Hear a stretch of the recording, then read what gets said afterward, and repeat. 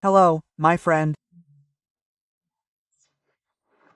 Time for our meeting this Wednesday, July 9th, the day of the São Paulo Constitutionalist Revolution in 1932.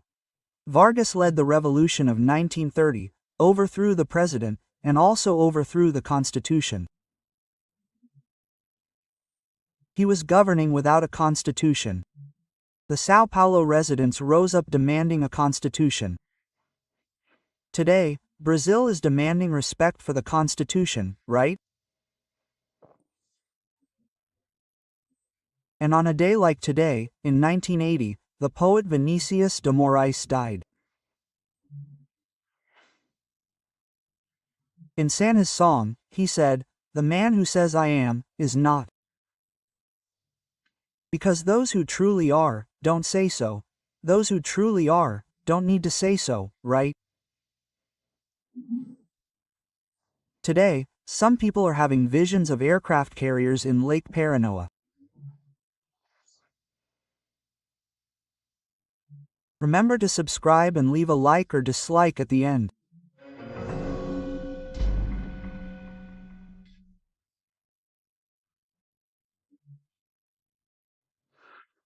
I'm talking about aircraft carriers because on March 22, Minister Moraes, referring to possible retaliation by the US government, said, "They can file lawsuits, they can make Trump talk. If they send an aircraft carrier, then we'll see."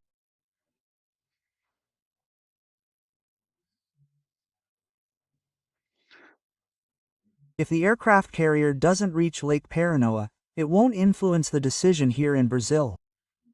Close quote. I don't know if President Lula has a movie theater in Alvorada. He's seen a movie, I saw it, I liked it. It was a box office hit, a movie from the 80s, Namites, Back from Hell. It's the great aircraft carrier of the time. It goes through a time warp and ends up in the Pacific in 1940, in the middle of World War II with the Japanese, right?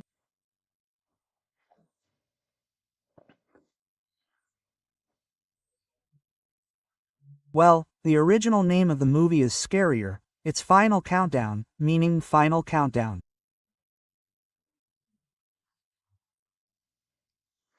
It would be even scarier if the Gerald Ford appeared. The USS Gerald Ford is 33 meters long and can carry 90 planes. It's the largest aircraft carrier in the United States today. It's a nuclear aircraft carrier. Well, anyway, I don't know if anyone's having visions of aircraft carriers in Lake Paranoa, but it was a busy day, right? It's a note from the U.S. Embassy and consulates in Brazil. The note reads, Jair Bolsonaro and his family have been strong partners of the United States. The political persecution against him, his family, and his supporters is shameful and disrespectful of Brazil's democratic traditions. We echo President Trump's statement, the previous day's statement in his post. We are closely monitoring the situation. President Trump said the same. The embassy is the eyes, ears, and voice of the President of the United States and the State Department.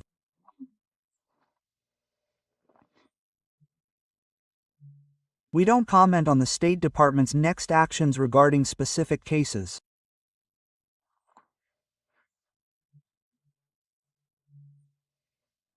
We don't comment on the next actions. The definite article, plural, is not indefinite.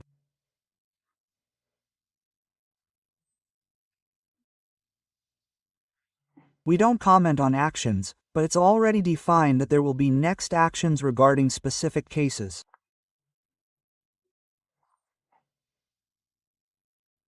So, the expectation is that the law will be applied. Magnitsc, right?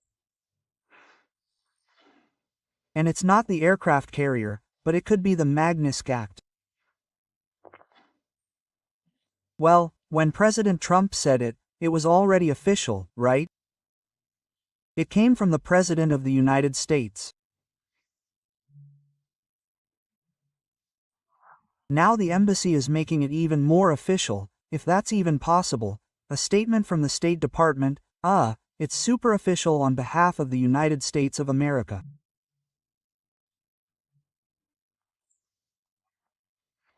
This declaration of political persecution against Jair Bolsonaro and his family, his supporters, is shameful and disrespectful of Brazil's democratic traditions. A statement like that from the U.S. Embassy and consulates is quite strong.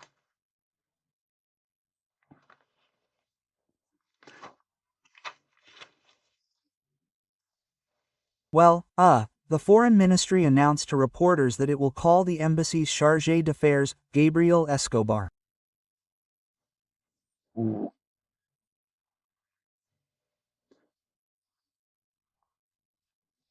He's already appointed to be ambassador to another country, but since he hasn't been appointed ambassador here since the change of government, and he's a chargé d'affaires, he'll be called to explain this statement, from the State Department, the embassy. I don't know why anyone would have to give more explanations about a note that is absolutely clear and legible. I don't know if they'll ask us to draw or if people are a bit weak there. I remember it was in the second grade that we were asked to do a reading and say what we had read.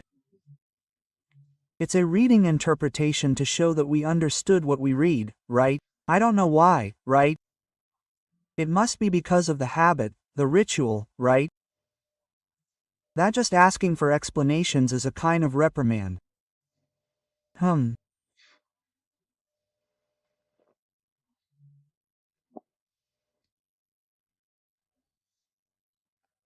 Well, but there was more there at Itamaraty, after a lunch with the head of government of Pakistan, in Indonesia, with President Lula and the First Lady, when the two officials were waving to reporters, a reporter asked President Lula, what he thinks of Trump's tariffs against Brazil.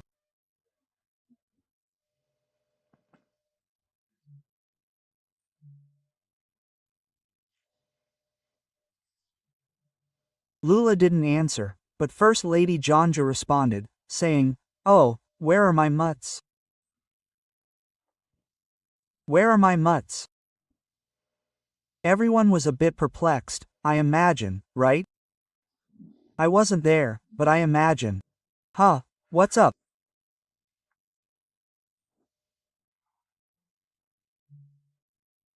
Janja's office explained in a note that says the following. The phrase said by the First Lady does not refer to the journalists who asked the president about statements by the American president, but rather to the Bolsonaro supporters who are betraying the interests and sovereignty of Brazil.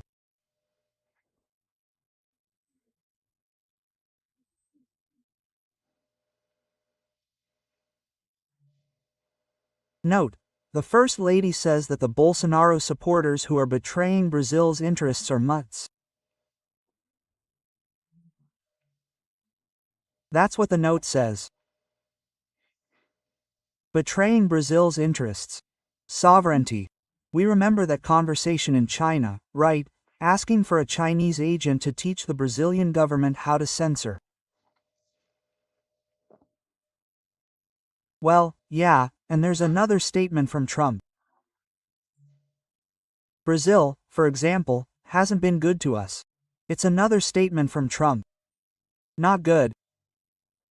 We'll release the data for Brazil, I believe, later today or tomorrow morning. And then data for Brazil came out on the same day. Meanwhile, the newly elected PT president is Dinho Silva, who was Dilma's minister, was mayor of Araraquara. In a speech he said was personal, of course, he's speaking personal, but he's president of the PT, the governing party. He said, Trump is the greatest fascist leader of the 20th century.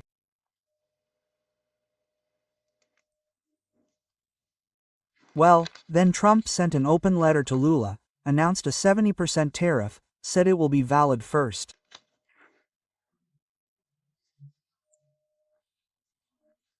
August about Brazilian products imported by the United States. In the letter, he complained about unfair trade and the Supreme Court's stance against Bolsonaro. He'll mainly be targeting coffee, meat, and juices. Trade between the two countries last year was $40 billion, right? $40 billion is about $450 billion, right? No, sorry, about $250 billion. Well, then, let's look at that letter. By the way, just so you know, Brazil was already losing before, right? I found out today that there were 100 armored vehicles produced in Brazil for Argentina to buy. Minister of Defense, I already told you, the Minister of Defense went to the United States and closed the deal for another armored vehicle, the Strike. I already mentioned it to you. And also F-planes, I think it's the F-16, the Fighting Falcon, which is used there in Ukraine. Well, and it was because of Brazilian authorities. First of all, it's not to kill Brazilian production. Brazilian technology, Brazilian steel, Brazilian labor, Brazilian company. Well, then, let's get to the letter. Trump's letter for July 9. His Excellency Luiz Inácio Lula da Silva, President of the Federative Republic of Brazil. I knew and dealt with former President Jair Bolsonaro and respected him greatly, as did most other leaders of other countries. The way Brazil has treated former President Bolsonaro, a highly respected leader throughout the world during his term, including the United States, is an international disgrace. This trial should not be taking place. It's a witch hunt that must end immediately. Immediately, in capital letters. In the press, we call this capital letters. Another paragraph.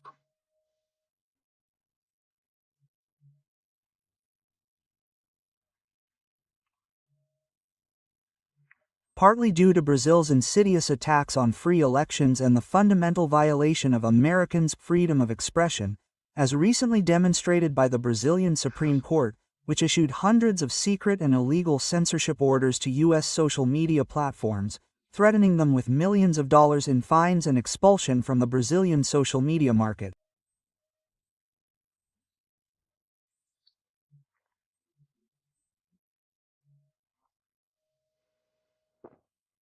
Starting August 1, 2025, we will hold Brazil accountable. A 50% tariff on all Brazilian exports shipped to the United States, separate from all existing sectoral tariffs.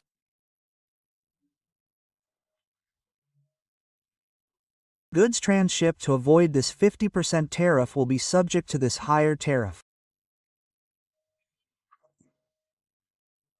Furthermore, we have had years to discuss our trade relationship with Brazil and have concluded that we need to move away from the long-standing and very unfair trade relationship generated by Brazil's tariffs and tariff and non-tariff barriers. Our relationship, unfortunately, has been far from reciprocal. Please understand that the 50% is far less than what would be necessary to have a level playing field in our trade with your country. And it is necessary to correct the grave injustices of the current system. As you know, there will be no tariff if Brazil or companies within your country decide to build or manufacture products within the United States. And, in fact, we will do everything possible to approve it quickly, professionally, and routinely. In other words, within a matter of weeks. As an aside, yesterday we commented here that Lula proposed to the Prime Minister of India build Embraer aircraft there in India. This is what he wants to do with the United States. For whatever reason, if you decide to increase your tariffs, whatever the amount you choose, it will be added to the 50% we will charge. Please understand that these tariffs are necessary to correct the many years of Brazilian tariffs, tariff and non-tariff barriers, which have caused these unsustainable trade deficits between the United States and the United States. This deficit is a major threat to our economy and indeed to our national security. Furthermore, due to Brazil's continued attacks on the digital business activities of American companies, as well as other unfair trade practices, I am instructing the United States Trade Representative, Jameson Greer, to immediately initiate a Section 301 investigation into Brazil. If you wish to open your trade markets, which have been closed to the United States until now, and eliminate your political tariffs, non-tariff barriers, and trade barriers, we may consider an adjustment in this letter. These tariffs may be modified upward or downward, low, depending on the relationship with your country. You will never be disappointed with the United States of America. Thank you very much for your attention to this matter. Sincerely, Donald Trump, President of the United States of America. Well, now Brazil has tomorrow to decide what to do about this. I imagine the foreign ministry must be extremely worried, because it seems that outside of Itamaraty, everyone is pulling one way or the other, further hindering Brazilian foreign policy. From Brasilia, Alexandre Garcia.